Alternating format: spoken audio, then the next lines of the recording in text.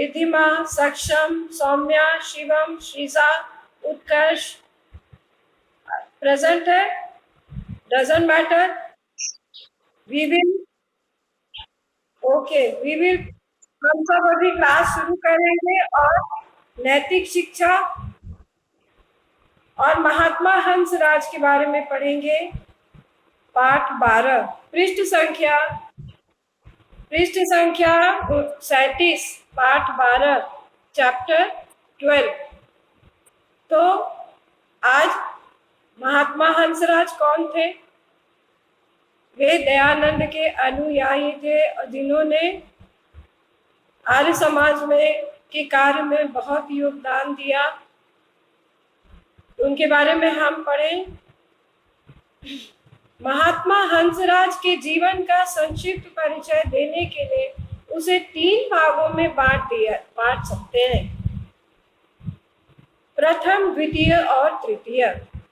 जन्म से शिक्षा प्राप्ति तक यह समय सन 1864 से सन 1885 तक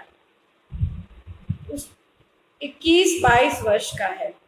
1864 से 1885 तक ये उनके शिक्षा प्राप्ति का समय है महात्मा हंसराज का। इसके बाद दूसरा है स्कूल तथा कॉलेज में कार्य। उनका कार्य भी था स्कूल तथा कॉलेज में कार्य। यह समय 1886 से सन 1911 तक प्रायः 25 वर्ष का है। चैप्टर नंबर 12 है, पाठ 12 है। तो महात्मा हंसराज के बारे में पढ़ रहे हैं और इनके जीवन काल को 3 भागों में विभक्त किया गया है। प्रथम है जिसमें कि उनका जन्म है और उनकी शिक्षा प्राप्ति है। उसके बाद है स्कूल तथा कॉलेज में कार्य। तृतीय काल है आर्य समाज तथा राष्ट्र के विशाल क्षेत्र में कार्य। तो आर्य समाज और राष्ट्र के विशाल क्षेत्र में कार्य। यह समय सन 1912 से 1938 तक प्रायः 26 वर्ष का है। यह समय 1912 से 1938 तक प्रायः 26 वर्ष का है। महात्मा जी का जन्म 19 अप्रैल 1864 को होशियारपुर के निकटवर्ती बजवाड़ा ग्राम में तथा स्वर्गारोहण 14 नवंबर 1938 को लाहौर में हुआ। तो महात्मा जी का जन्म 19 अप्रैल 1864 को होशियारपुर पंजाब के निकटवर्ती बजवाड़ा गांव में तथा स्वर्गारोहण 14 नवंबर 1938 को लाहौर में हुआ। स्वर्गारोहण अर्थात मृत्यु। माता गणेश देवी के पवित्र कोख में जन्मे बालक हंसराज के पिता लाला चुन्नीलाल जी स्वभाव से सत्संग प्रेमी और स्वतंत्र विचारों के थे। ये संस्कार बच्चे पर भी पड़े। परिवार साधारण था। 12 वर्ष की आयु में पिता का देहांत हो गया तो भी संस्कारवश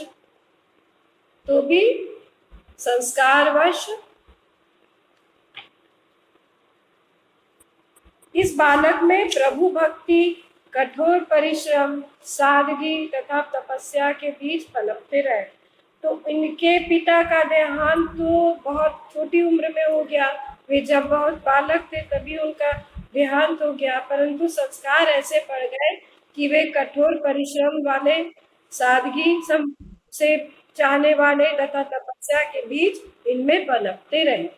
उन्होंने अपनी शिक्षा अपने बड़े भाई श्री मुल्कराज के पास रहते हुए लाहौर में पूरी की। अपनी श्रेणियों में वे सदा प्रथम आते रहे। बीए की परीक्षा उन्होंने सन 1885 में संस्कृत और इतिहास विषय लेकर पास की। वे प्रांत भर में द्वितीय स्थान पर रहे। वे बड़े मेहनती थे, परिश्रमी थे और विद्या ज्ञानार्जन के प्रति इनकी बड़ी रुचि थी। बालक और युवा हंसराज का यह निर्माण काल था। पिता के होते हुए भी बचपन निर्धनता में गुजर रहा था। शिक्षा का आरंभ जिस प्राइमरी स्कूल में हुआ वह 3-4 मील दूर था। उनको नंगे पैर स्कूल जाना पड़ता था। गर्मी में पैरों के नीचे तपती रेत से बचने के लिए उन्हें थोड़ी थोड़ी दूर पर अपनी तख्ती पर खड़े होना पड़ता था। सोच लो कि वो कितने कष्ट से पढ़ते थे। थोड़ी दूर जाते थे तो अपने पैरों के नीचे पढ़ने वाली तख्ती को रख लेते थे। इस प्रकार पढ़ाई बहुत तपस्या के साथ चल रही थी। मृत्यु से पहले पिता की लंबी बीमारी ने घर को पूरी तरह दरिद्र बना दिया। इसी अवस्था में पिता की आज्ञा से 12 वर्ष की आयु में ही इनका विवाह हो गया। पत्नी भी पितृहीन थी, अतः उनकी दरिद्रता का कष्ट बड़ा ही घटा नहीं। तो शादी भी जिनसे, ब्याह भी जिनसे हुआ, उनकी पत्नी के भी पिता नहीं थे, तो दोनों ही अनाथ थे, मतलब माता, दोनों ही पति पत्नी के पिता नहीं थे, तो कष्ट उनका गया नहीं, दरिद्रता बनी रही। इस प्रकार पढ़ाई बहुत, इस अवस्था में भी बालक हंसराज गांव वालों के पत्रों को लिखकर तथा आने वाले पत्रों को पढ़कर सुनाते हुए लोक सेवा करता था। बड़ी कक्षाओं में पहुंचकर भी उनकी सेवा भावना यथावत बनी रही। तो वो किस प्रकार से कार्य करते थे? वो किस प्रकार से कार्य करते थे? कैसे धन अर्जित करते थे? वे कैसे धन अर्जित करते थे? बताइए। वे दूसरों के पत्र लिखकर, वे दूसरों की चिट्ठियों को पढ़कर अपने, वे, हाँ बोलिए बोलिए।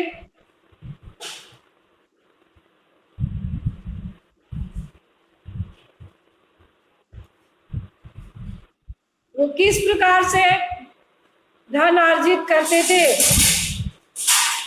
वे किस प्रकार से धन अर्जित करते थे? बताइए।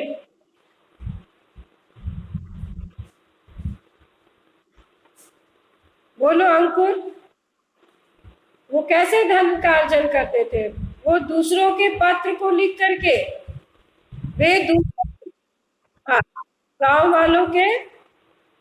वालों के पत्र को लिखते थे, उनके गांव वालों के पत्र लिखते थे, उनके पत्र को सुनाते थे, और इस प्रकार से वे कुछ धन एकत्रित करते थे, है ना। वे बहुत ही, उनके पास धन की कमी थी, परंतु उन्होंने हिम्मत नहीं हारी। उनका जीवन कहो कि प्रेरणादायक था, बहुत प्रेरणादायक, है ना। अब थोड़ा हम लोग ध्यान दें। अंशिका मिश्रा, अंशिका मिश्रा, रिद्धिमा, हाँ रिद्धिमा आप बताइए। आप बताइए कि कैसे वो धन का अर्जन करते थे। वो गांव में क्या करते थे ताकि उनको कुछ उनके पास धन आ जाए? वो क्या करते थे?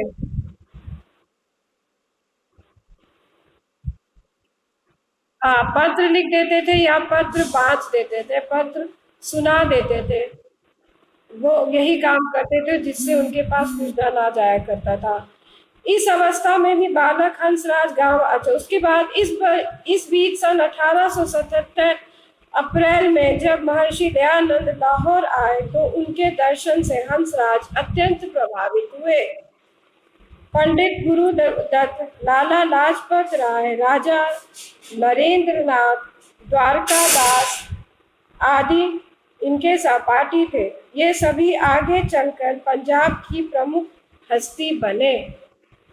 वे दिन ऐसे थे कि 8वीं और 9वीं के विद्यार्थी भी आर्य समाज के रंग में रंग जाते थे और अपने धर्म की ईसाइयों द्वारा की गई आलोचना तथा निंदा का उत्तर दे सकते थे। वे आर्य समाज के प्रचारक सभासद बनते थे। 12वीं और के विद्यार्थी अंग्रेजी और उर्दू की पत्र पत्रिकाओं का संपादन करते थे। तो बच्चे में आर्य समाज का रंग चढ़ गया। 9वीं के विद्यार्थी, 10वीं के विद्यार्थी, 8वीं के विद्यार्थी, उन सबों पर आर्य समाज का रंग चढ़ने लगा। वे आर्य समाज के प्रचारक, सभासद बनते थे।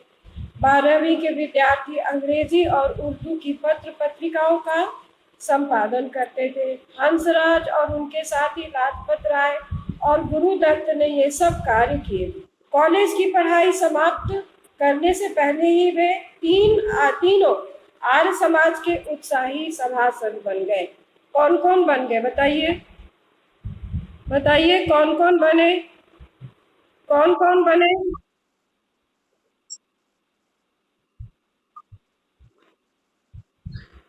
हाँ, बहुत अच्छा, बहुत अच्छा। किसने बताया? भी प्लीज नाम बताइए अपना। रिद्धिमा और अभिज्ञा, रिद्धिमा और अंकुर अनंत ध्यान से सुन रहे हैं और उन्होंने उत्तर दिया, बहुत अच्छी बात है। तो तीन थे कौन? गुरुदत्त, लाला लाजपत राय और हंसराज। वे सभी आर्य समाज के उत्साही सदस्य बन गए। सत्यार्थ प्रकाश, ऋग्वेद आदि भाष्य भूमिका तथा स्वामी दयानंद के वेद भाष्य के कुछ भाग पढ़कर ये प्रखर वक्ता और प्रभावशाली लेखक बन गए। पेज नंबर 39 पे एकदम एकदम टॉप मोस्ट पे आ जाइए, बिल्कुल ऊपर। सत्यार्थ प्रकाश, ऋग्वेद आदि भाष्य भूमिका तथा स्वामी दयानंद के वेद भाष्य के कुछ भाग पढ़कर ये प्रखर वक्ता और प्रभावशाली आ हाँ, ये सब बुक करने में ये सब दयानंद के द्वारा लिखा हुआ था। ये सब दयानंद का था। सत्यार्थ प्रकाश का लेखन किसने किया? दयानंद ने। ऋग्वेद भाष्य भूमिका भी उन्होंने ही लिखी।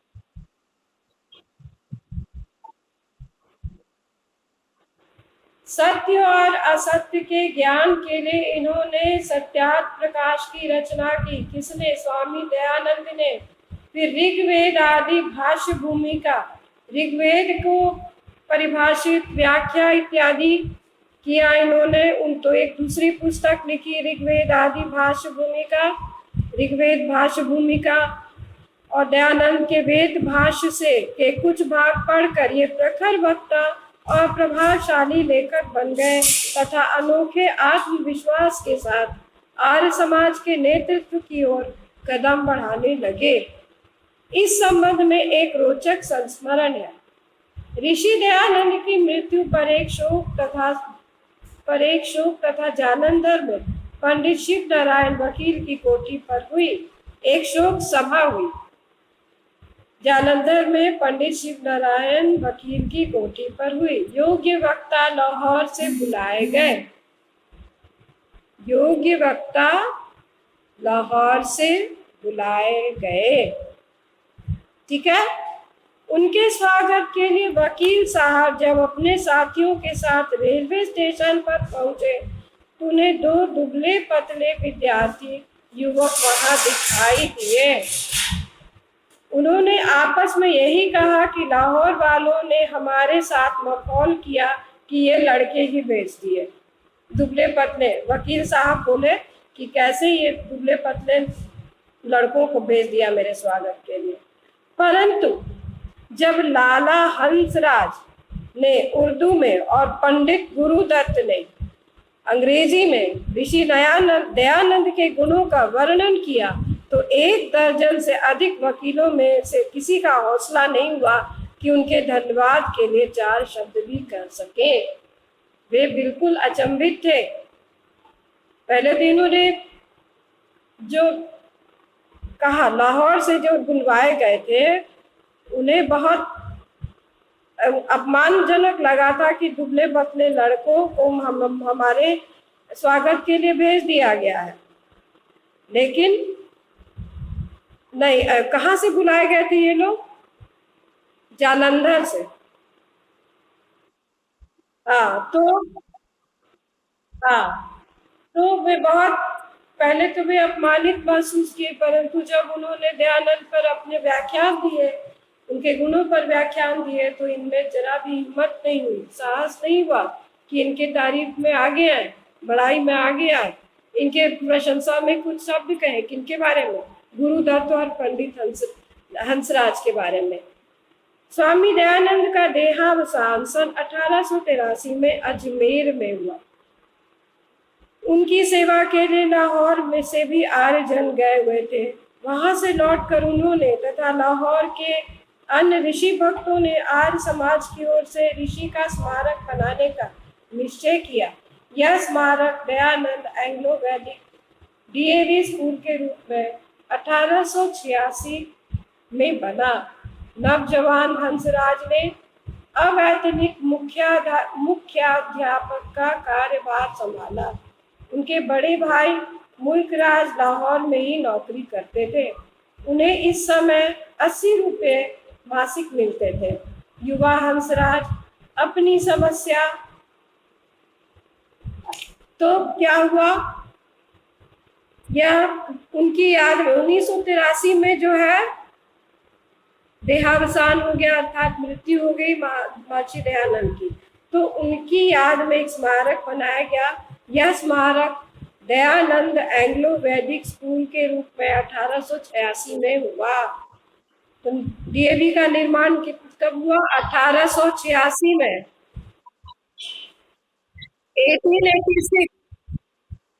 1886 में। हाँ, नवजवान हंसराज ने, हाँ, नवजवान हंसराज ने अवैतनिक मुख्याध्यापक का कार्यभार संभाला। तो उन्होंने कोई पैसा नहीं लिया, वे ऑनररी ही काम करने लगे। हंसराज अवैतनिक काम करने लगे, ठीक है, अवैतनिक। उन्होंने मुख्याध्यापक का कार्यभार संभाला। उनके बड़े भाई मुल्कराज लाहौर में ही नौकरी करते थे। उन्हें इस समय 80 रुपये मासिक मिलते थे। उनके बड़े भाई को 80 रुपये मासिक मिलते थे। युवा हंसराज अपनी समस्या लेकर उनके पास गए। बड़े भाई बोले कि अपने वेतन का आधा भाग मैं तुम्हें आजीवन देता रहूंगा। तो मुल्कराज ने उन्हें कहा कि मैं अपने वेतन का आधा भाग तुम्हें देता रहूंगा और पवित्र और निष्काम भावना से काम करते रहो। लाला मुल्कराज ने आयु भर इस प्रण का पालन किया। तो हंसराज तो निष्ठावान थे ही, उनके भाई मुल्कराज भी बहुत ही अपने वचन के पक्के थे। वे भी अपने वचन के पक्के थे। यही स्कूल 1889 ईस्वी में एक अद्वितीय डीएवी कॉलेज में बन गया। अब उसके प्रिंसिपल भी हंसराज जी हुए।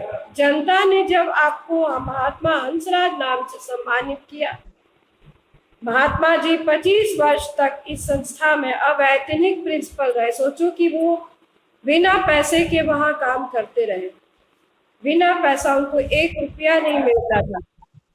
अवैतनिक मतलब कि बिना वेतन के काम करने का हम लोग सबको वेतन मिलता है, लेकिन ये मुख्याध्यापक थे और उन्हें कुछ भी वेतन नहीं मिलता था, अवैतनिक थे। ठीक है, जनता ने जब आपको महात्मा हंसराज नाम से सम्मानित किया, महात्मा जी 25 वर्ष तक इस संस्था के अवैतनिक प्रिंसिपल रहे। कॉलेज में अंग्रेजी और इतिहास पढ़ाने के अतिरिक्त छात्रावास में भी आप अध्यक्ष रहे। यह दायित्व उन्होंने छात्रों के साथ व्यक्तिगत संपर्क रखने का तथा उनके चरित्र निर्माण में पूरी सहायता करने के लिए संभाला था। तो समझ जाओ कि हॉस्टल में भी वो अध्यक्ष थे। वहाँ के जो हॉस्टल था, छात्रावास था, तो वहाँ पर भी वो अध्यक्ष रहे। क्यों? क्योंकि वह बच्चों के सर्वांगीण विकास पर ध्यान देना चाहते थे। वो इधर एकेडमिक्स में भी थे, मतलब कि प्रिंसिपल भी थे, और उधर छात्रावास के अध्यक्ष भी थे, क्योंकि वो बच्चों के साथ बने रहना चाहते थे और उनका अच्छा विकास हो, उनका सर्वांगीण विकास हो, इसके हेतु वो वहाँ के अध्यक्ष बने। छात्रावास में प्रतिदिन प्रातः सायं संध्या हवन होता था। आर्य युवक समाज की स्थापना भी की गई ताकि छात्रों में वैदिक आदर्शों के अनुसार धार्मिक जीवन की प्रवृत्ति हो। अपने कर्तव्य के प्रति महात्मा जी इतने तत्पर थे कि वे कॉलेज के समय निजी काम के लिए कॉलेज की कलम, दवात, पेंसिल, कागज भी नहीं लेते थे। शिक्षा का माध्यम हिंदी था, तो वो इतने वैल्यूज के पक्के थे, इतने वर्च्यूज के पक्के थे कि वहां से वह अपने हित के लिए, अपने निजी काम के लिए वहां से वह कागज, कलम, दवात इत्यादि कुछ भी नहीं लेते थे। सोच लो, एक तो वेतन नहीं लेते थे और वहां से कोई मतलब धर्मात्मा थे, तपस्वी थे। आज मॉरल वैल्यूज में सिखाया जाता है कि कोई कहीं संस्थान में काम करता है तो ऐसे ही पिन उठा लिया, रबर बैंड उठा लिया, कागज उठा लिया कि चलो ये तो बेकार सा है, अधिक है, इतना अधिक है, चलो थोड़ा हम अपने लिए ले ही लेते हैं। नहीं, लेकिन उसमें कहा वैल्यूज तो दूर हो गए, वैल्यूज चले गए। आप जब बिना पूछे किसी की चीज ले रहे हैं तो वो क्या है? वो चोरी है, अपने आप से चोरी है। तो ये धर्मात्मा पुरुष जो कि बिना वेतन के काम करते थे, अपने निजी काम के लिए उन्होंने संस्थान का कुछ भी प्रयोग नहीं किया, वो कुछ भी प्रयोग नहीं करते थे। अब देखो, महात्मा हंसराज की निष्ठा की अग्नि परीक्षा भी हुई। महंगाई बढ़ती गई और उन्हें भोजन तक में कटौती करनी पड़े। उन्हें टीबी हो गया, राजयक्षमा हो गया। उनका पुत्र बलराज स्वतंत्रता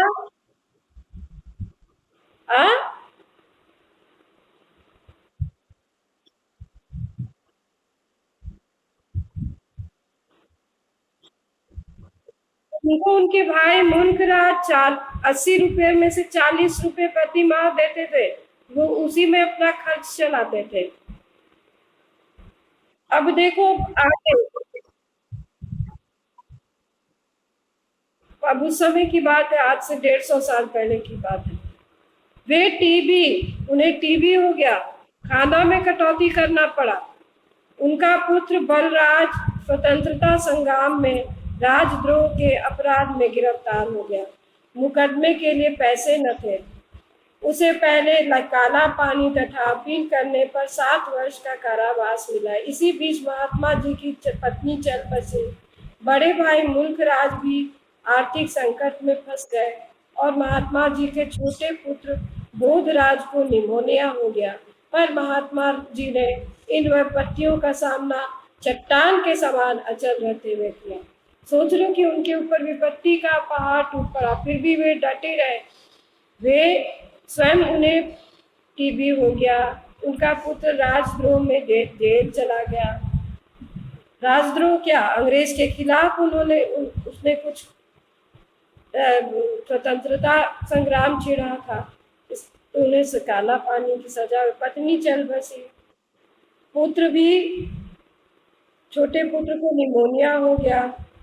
तो विपत्तियों के चट्टान के सामने अचल रहे। सन 1911 के अंत में महात्मा जी ने कॉलेज के प्रिंसिपल, हाँ बोलिए।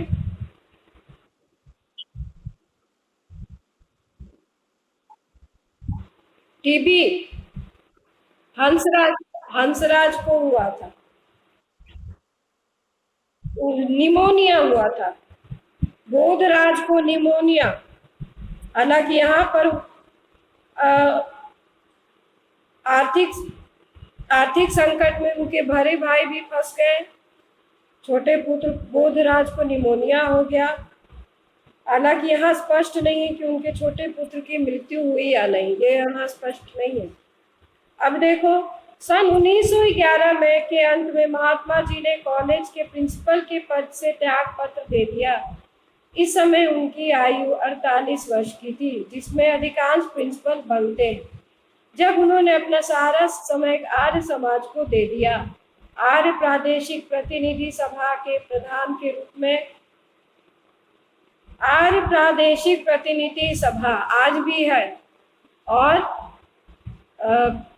इसी के द्वारा संस्कृत परीक्षा का आयोजन होता है, हमारे स्कूल में होता है, पूरे पूरे देश भर में होता है, प्रादेशिक प्रतिनिधि सभा के द्वारा। पंजाब, सिंध, बिलोचिस्तान, सीमा प्रांत, जम्मू कश्मीर इत्यादि प्रांतों का दौरा करके इन्होंने सैकड़ों आर्य समाजों की स्थापना की, हजारों रुपये इकट्ठे किए। कितने ही सुयोग्य और विद्वान उपदेशक, प्रचारक और भजनीक रखे। विद्वान रखा उन्होंने, उपदेशक रखा, प्रचारक रखा और भजन गाने वाले रखे। वैदिक सिद्धांतों पर अनेक ग्रंथ तैयार किए। सभा के अधीन धर्म प्रचार, शास्त्रार्थ, प्रकाशन विभाग का कार्य किया। उपदेशक कार्य के लिए दयानंद ब्रह्म महाविद्यालय की स्थापना की। महाविद्यालय की स्थापना की। दयानंद ब्रह्म महाविद्यालय की स्थापना की। साधना और भक्ति के लिए हरिद्वार में मोहन आश्रम की स्थापना की। भारत में जहाँ भी अकाल, भूकंप, बाढ़ आदि प्राकृतिक विपत्तियां आई, महात्मा जी अपने साथियों सहित वहां सहायता के लिए पहुंचे। बीकानेर का सूखा, राजस्थान का अकाल, कांगड़ी का भूकंप, अवध का दुर्भिक्ष, मुल्तान में महामारी, गढ़वाल, उड़ीसा, शिमला, कांगड़ा और जम्मू में अकाल, केरल में हिंदू मुस्लिम दंगा, कोहाट का सांप्रदायिक फसाद, जम्मू कश्मीर पुंछ के विभिन्न स्थानों पर मुसलमानों द्वारा हिंदुओं का उत्पीड़न, क्वेटा का भूचाल आदि संकटों के समय उन्होंने पीड़ितों की सहायता में दिन रात एक कर दिया और तन मन धन लगा दिया। लगातार परिश्रम, वृद्धावस्था का शरीर और मोहन आश्रम के जलवायु की प्रतिकूलता ने उन्हें अस्वस्थ और जीर्ण बना दिया। फिर भी उन्हें केवल एक ही धुन थी कि समाज का ढांचा न बिखरे, प्रचार का कार्य ढीला न हो, सेवा कार्य बराबर चलता रहे।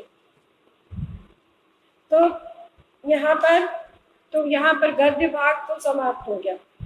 अब इसके प्रश्न उत्तर के बारे में थोड़ा हम लोग देखें। जन्म और मृत्यु का स्थान यहाँ क्या है वो देख लेना है।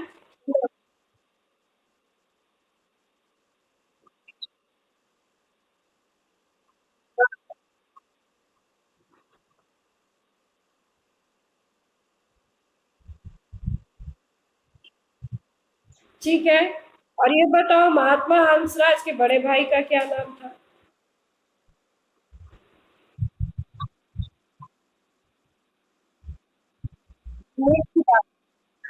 उन्होंने उनकी कैसे उन्होंने हंसराज की सहायता कैसे की?